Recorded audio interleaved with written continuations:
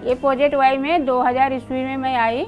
मेरा माता पिता एक किसान है। मेरे पिताजी गांव से कहीं बाहर नौकरी के लिए चले गए, लेकिन मेरे पिताजी कभी वापस नहीं आए। हमें भी पता नहीं हुआ कि वो हैं या नहीं है। अभी मेरी मम्मी वो गरीबी झेलते हुए वो बहुत बीमार हो गई, लेकिन फिर भी मैं पढ़ाई अपना जारी रखी। मैं बहुत दूर स्कूल जाती थी, 2 घंटा लग जाता था मेरे को जाने में। इस गरीबी हाल में भी मैंने जैसे तैसे 12वीं पास करी।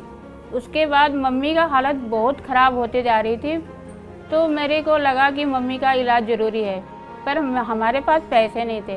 तो मैं किसी के साथ दिल्ली आ गई। 1 साल काम करने के बाद मैं वापस घर गई। कुछ महीने बाद वो ख़त्म हो जाती है।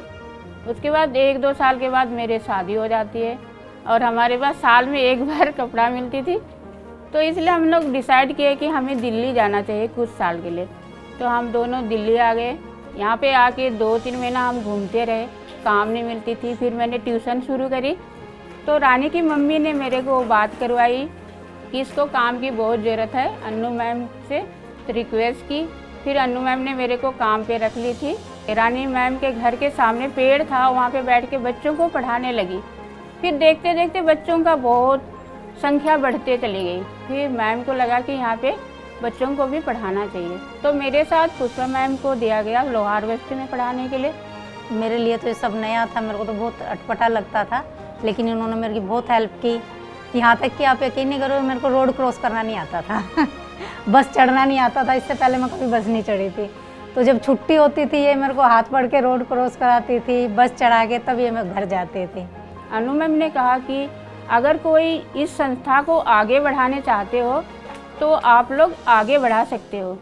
तो मैंने वहाँ पे बोली कि हमारे ओखला में बहुत ज़रूरी है, बच्चे पढ़ते नहीं हैं, उधर इधर घूमते रहते हैं, भटकते रहते हैं, और स्कूल दूर होने के कारण माता पिता नहीं भेजते हैं। और अभी ओखला सेंटर इतनी आगे बढ़ गई है। जितने भी बच्चे बेसिक होते हैं ज़्यादातर मैं इन्हीं को देती हूँ, क्योंकि ये बच्चे का बेस बहुत अच्छे से मजबूत कर देती हैं और बच्चे को बहुत अच्छे से समझाती हैं। मेरे घर की परेशानी 2019 से बहुत ही ख़राब हो गई है। और मैं तो लंगड़ा लुढ़ा हुई हूँ, मेरा पैर टूट गया है।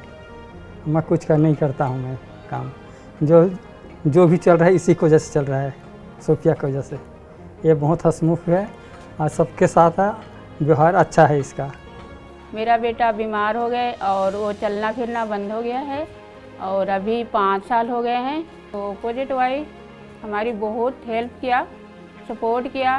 3 महीना तक मैंने ड्यूटी नहीं की, तब भी हमारी सैलरी नहीं कटी। तो मेरी माँ नर्सरी से लेके 5वीं क्लास तक के बच्चों को पढ़ाती है और काफ़ी अच्छा पढ़ाती है। और हर साल कोई ना कोई बच्चा पहली से लेकर 10वीं पोजीशन तक की रैंक लेकर के आता है।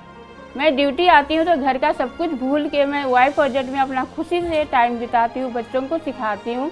और ये सेंटर मेरे को बिल्कुल, फैमिली से तो थोड़ा दुख हो गया, पर यहाँ पे बहुत खुशी है, क्योंकि यहाँ स्टाफ बहुत अच्छी है, सब समझाते हैं और सब मिलजुल के काम करते हैं। तो बच्चों के साथ मेरे बहुत ही एक माँ बेटी के रिश्ता होता है, उस प्रकार से हमारे बच्चों के साथ भी है। और मेरे को भी वो लोग एक टीचर के द्वारा नहीं, एक दोस्त के द्वारा जानते हैं। In the Lohar Basti, so then we would start a class there. Then 2 of my teachers, Sophia and Pushpa, would come and say, "Oh, but Okhla is very bad. The children are being used to push drugs." So where there was a need, we would start, and we would start with, as I said, in a park, under a tree, on the street, wherever. But the thing is that we would not say no.